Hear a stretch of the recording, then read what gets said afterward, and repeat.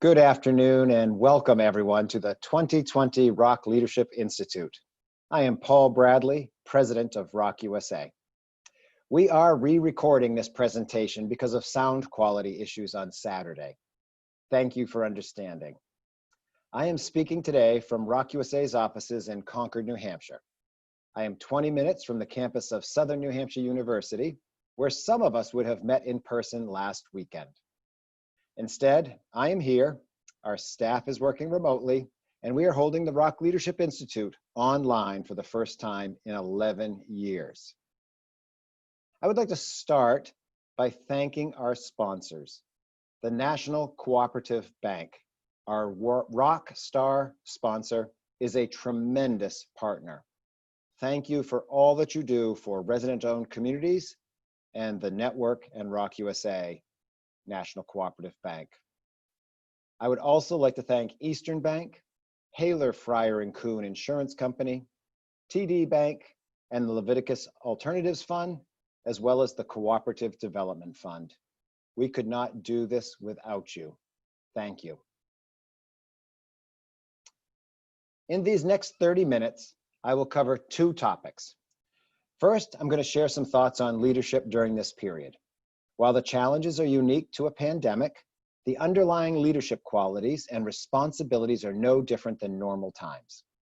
The title of my talk is Leadership in the Time of COVID-19 and Always.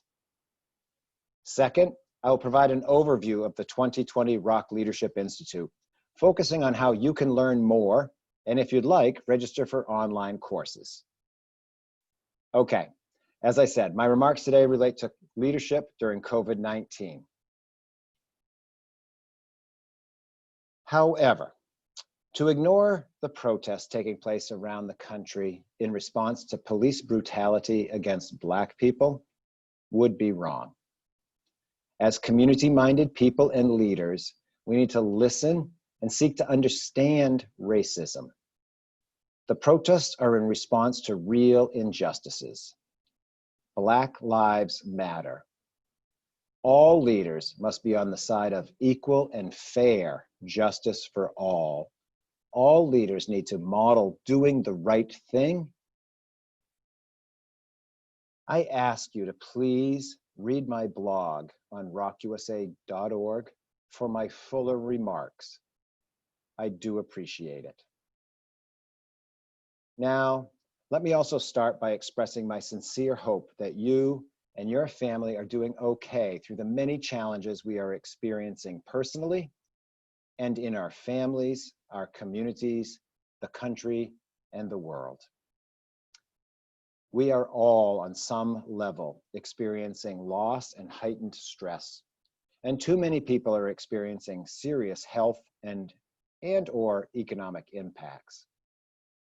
From talking with some of you, I know that you're doing pretty well. We also know we have neighbors in need, and being there for one another is a basic human instinct and the right thing to do. It is times like this when community and partnerships really matter. The last 3 months have presented community leaders with significant challenges. Crises bring urgency and often immediate consequences to leading. Many past Leadership Institute participants know Natividad Seefeld. She's one of many great ROC leaders, having significant impact in her community, the state, and nation. She is the president of Park Plaza Co-op in Fridley, Minnesota, and is a founder of the ROC Association. Natividad recently told me, in no uncertain terms, that this is a very stressful time to be a community leader. I know. And to you, I say thank you. Thank you for your leadership. Thank you for your resiliency. I know the cost to you personally is great.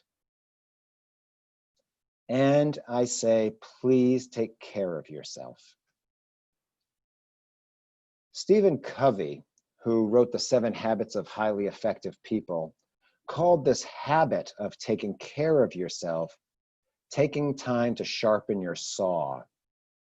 He tells a story of two loggers, one who jumps in and plows through, and another who takes his time to sharpen his saw and pace himself.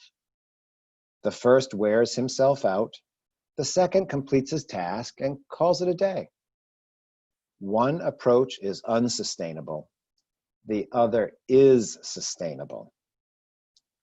For leaders, please recognize that it is much more difficult to solve problems if you are not pacing yourself, if you're not taking care of yourself. Please take time to renew. Something in each of these 4 areas will resonate with you. Are you making time for them? A quick personal example.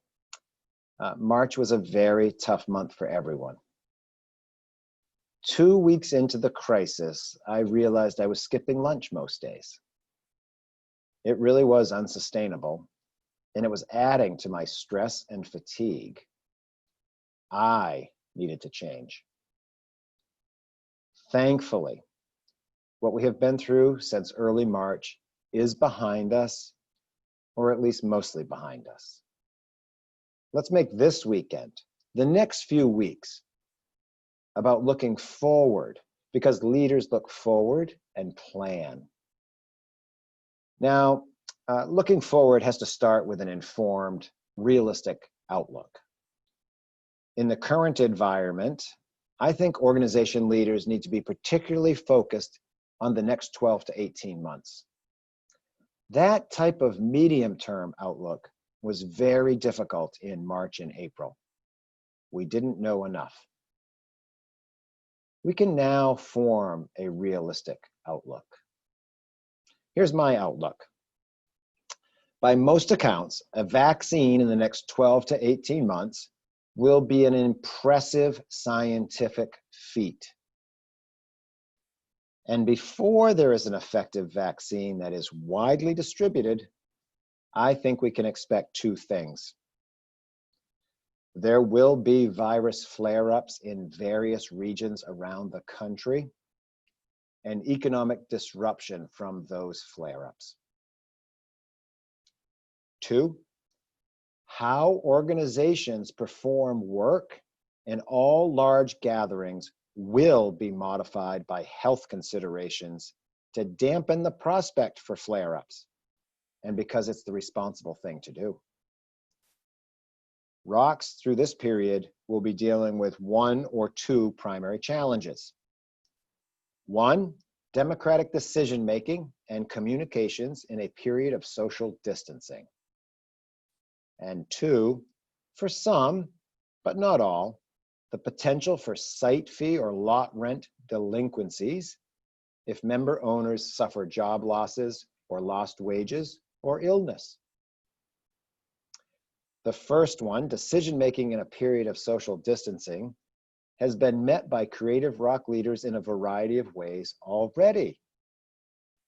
Facebook Live meetings, socially distanced outdoor annual meetings, robocall vote taking, Ring Central and virtual meetings, and of course, good old-fashioned conference calls.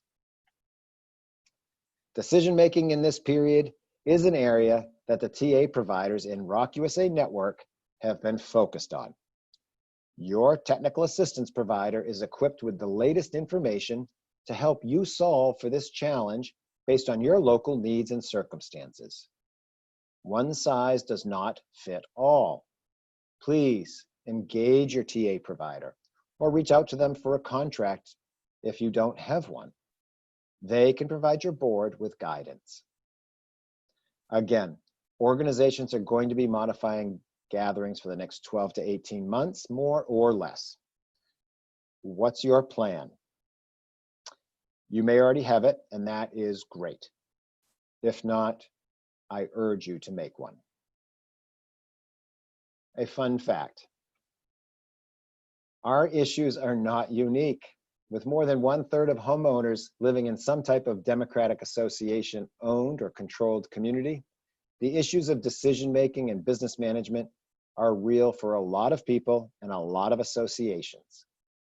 While resident-owned communities are special to us, you're not unique in the world of real estate ownership. Democratic decision-making, fair and open decision-making, is really a cornerstone of resident ownership. During this period, leaders are having to be especially creative in order to meet one of the most important parts of being an elected leader. That's being transparent. A co-op leader told me recently, "We cannot use COVID-19 as an excuse to avoid engaging or communicating with members." She's right. Transparency is important because it helps meet your greatest responsibility as a leader, being trustworthy. If you're not being transparent, if you're not acting with integrity, if you're not demonstrating respect and practicing accountability, then you're holding your community back. And you're being taxed for everything you're doing. Everything is harder if people don't trust you. On the other hand, the good news, if people do trust you, there's a trust dividend and everything is easier. Trust is the one thing that changes everything, but you have to earn it and continue to earn it. Stephen Covey's son, also Stephen, wrote a great article on this subject of trust. I urge you to read it. It is linked to this presentation on rocusa.org, and it is great. I know many trustworthy ROC leaders who demonstrate the behaviors that build trust. I applaud and admire you. It is exactly the right thing to do. Bravo. And even so, even honest leaders confront two very significant challenges. Those are toxic negativity and conspiracy theories. These are two serious problems that resilient leaders need to manage. First, on toxic negativity, two thoughts. Now, toxic negativity is very different from your run-of-the-mill negativity.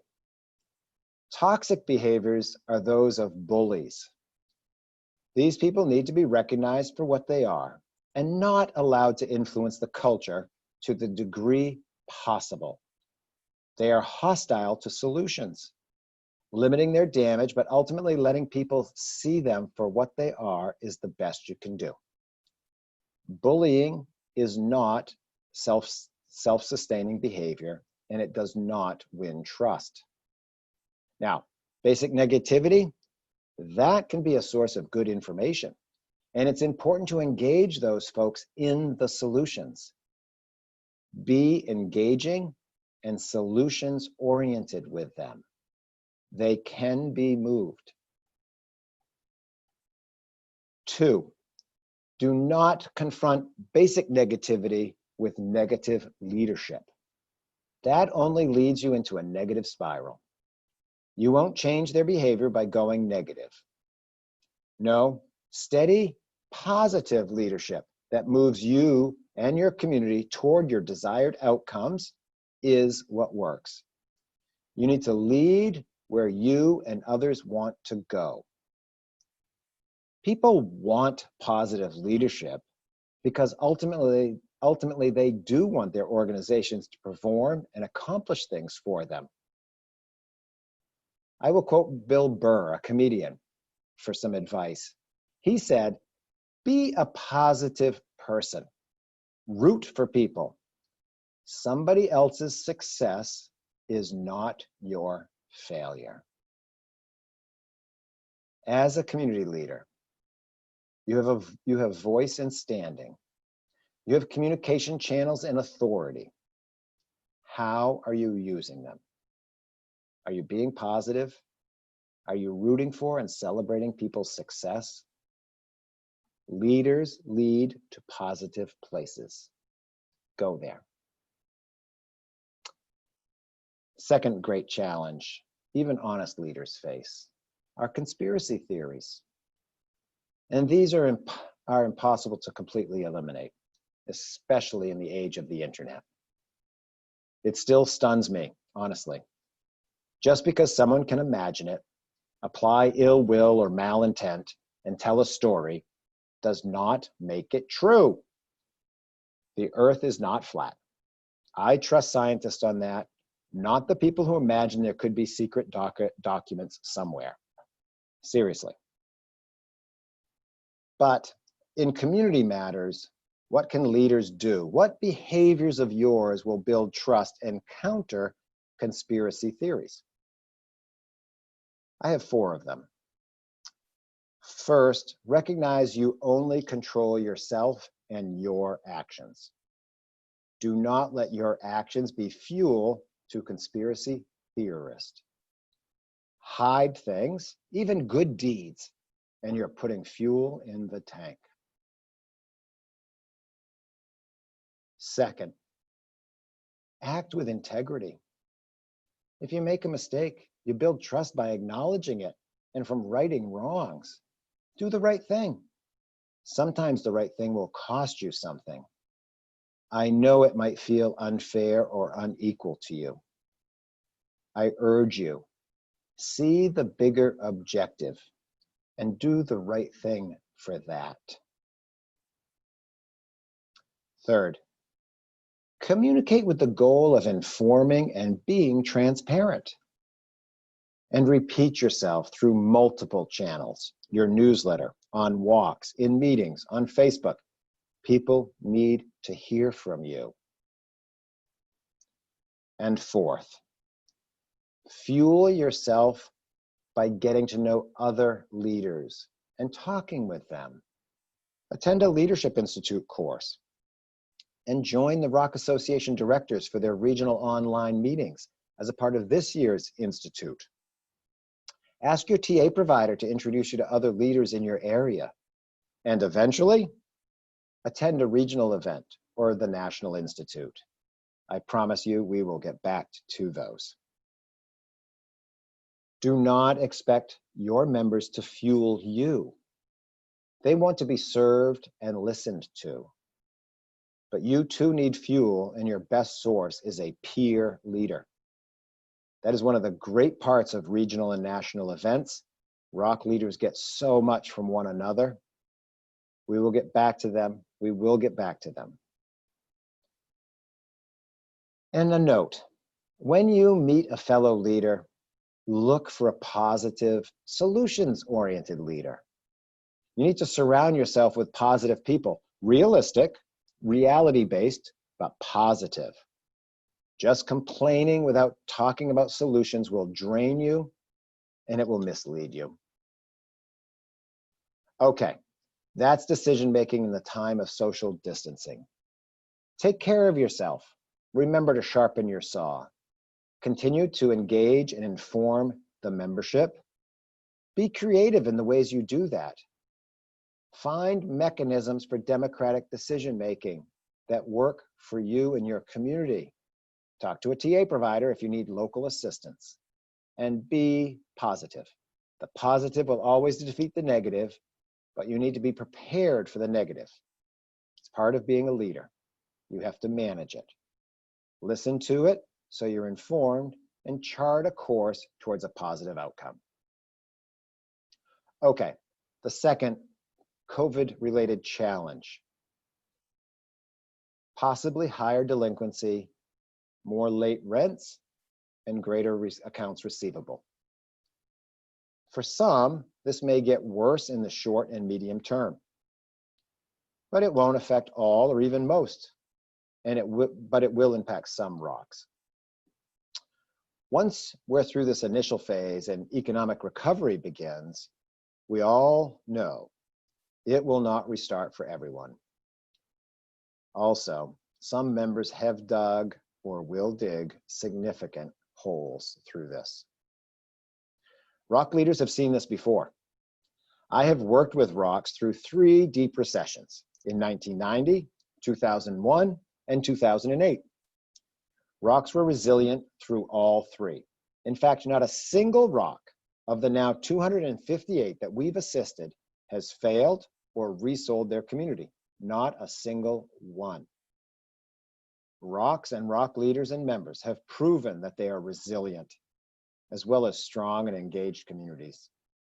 Despite the sudden and widespread nature of this crisis, I have confidence ROCs again will prove resilient. It's just not clear right now the duration of this downturn, so let's take a few lessons from past recessions. To confront this challenge, all leaders need to focus on your ROC's core business. If you're going to have an economic problem from COVID-19, it's likely a revenue issue.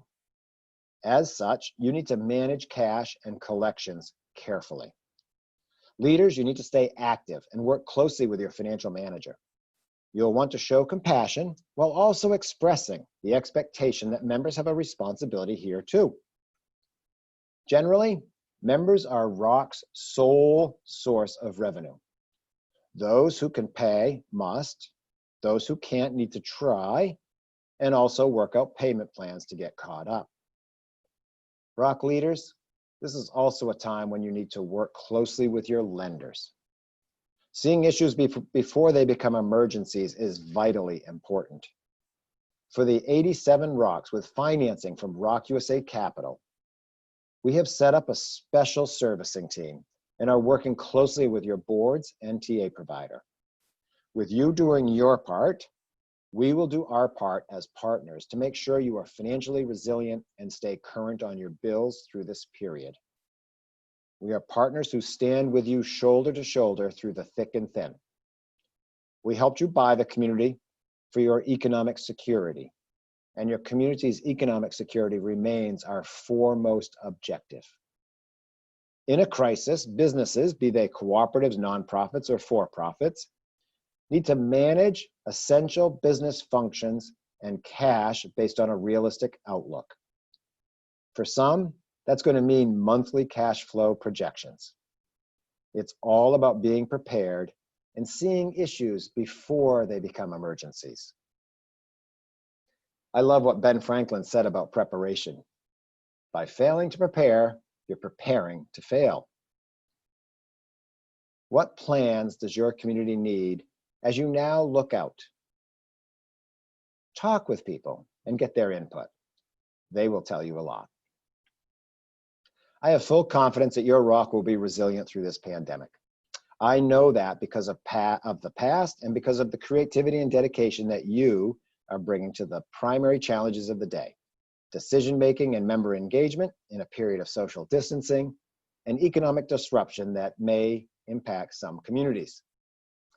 I also know that ROCs are engaged communities where people are doing the right thing, supporting those in need. I know because of leaders like Nancy Froyo, who is planning daily with public health officials in Halifax, Massachusetts, with their 430 members front of mind. I know because of people like Robin Cutter, who sewed 500 masks, one for every person in her community. There are countless more ways, countless more co-op members supporting one another. I love it. Thank you. This is, in fact, when co-ops shine.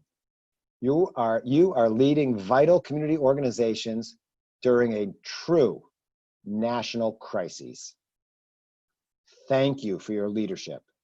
It is really important right now and always. Okay, part 2, information about the 2020 ROC Leadership Institute. I want to start with a special thank you to our planning team and trainers for this year's Institute. We could not just hit the replay button on any part of this year's Institute. Everything changed abruptly, as you know. I want to thank these dedicated staff and volunteers who've put in extra hours to make this upcoming Leadership Institute a success. Everything I say to you now is also on rocusa.org, our website. And on that site, you'll find course descriptions and times and registration links and ways to ask for help. A few things. Course registrations will be taken through myrocusa.org. Unlike our public site, rocusa.org, myrocusa.org is a member-only site that requires a registration. I urge you to register for My ROC USA as soon as possible. Staff at ROC USA are available weekdays from 10 to 3 to be of assistance to you if you need it. Course registrations will be on a first-come, first-served basis. Classes are limited to 15 participants. They are free to ROC members. Every participant, every individual must register and have sole access to video technology. There are multiple sessions of the same course. Please only register for one of the same course. There are weekday as well as weekend, Saturday courses. This year, English and Spanish sessions will be separate because we are online. Now keep in mind, you will need a smartphone, tablet, or computer with a camera, mic, and speakers to participate in the online course. There will be class discussions, and we'll have sessions before the start of each course to test your audio and video to make sure it works. T-shirts, which are always a popular part of the ROC Leadership Institute, will be mailed to all who attend at least one course and/or the association meetings, one of the association meetings. I'm sorry, there are no T-shirts for attending my opening remarks. That's just the way it has to be due to the formatting. Also, just a note, if something comes up and you can't attend a session you've registered for, please do let us know. We are likely to have excess demand. I am really excited that your 3 elected ROC Association directors, Lori Cahill, Marjorie Gilsrud, and Kim Capon, are going to lead 3 regional sessions, like the directors did last year in person at Southern New Hampshire University. Register for those as you do a course. Visit rocusa.org for more information. All right, I'm going to conclude by bridging back to the topic of trustworthiness. ROC USA was started to make resident ownership that started in New Hampshire in 1984, a viable opportunity for homeowners in other states. ROC USA was launched as a national nonprofit in 2008, just before the last financial crisis. In working with communities outside of New Hampshire for the first time, this was after the subprime mortgage market failure and that Great Recession, I noticed something had changed. There was much deeper distrust in low and moderate income communities than I had ever experienced before. And it was really clear, distrust of lenders was enormous. And yet, access to financing is essential if homeowners have got to gain control of the land under their homes and make improvements. In response, I am enormously proud that the ROC USA Board of Directors supported the formation of the ROC Association. 2 leaders, Natividad Seefeld and the late Lois Paris, who is a legend, who you need to read about in the news section of our website. We just lost our little Lois on April 3rd. Lois, we miss you. My broader point is this. To build trust, we leaned into transparency and had the ROCs that we work with elect 3 directors to the ROC USA board. Today, they are Lori, Marjorie, and Kim. These are the ROC Association directors, and they are my bosses. They have a lot of influence because at the end of the day, this organization, me and everyone, is here to serve your resident-owned community. That is transparency, that is partnership, and that is always working together to make a positive future. To that, I am wholly dedicated. Thank you for your role as community leaders. You are leading your community during a national crisis. Thank you for all you do. Thank you for joining me today, and please do take care.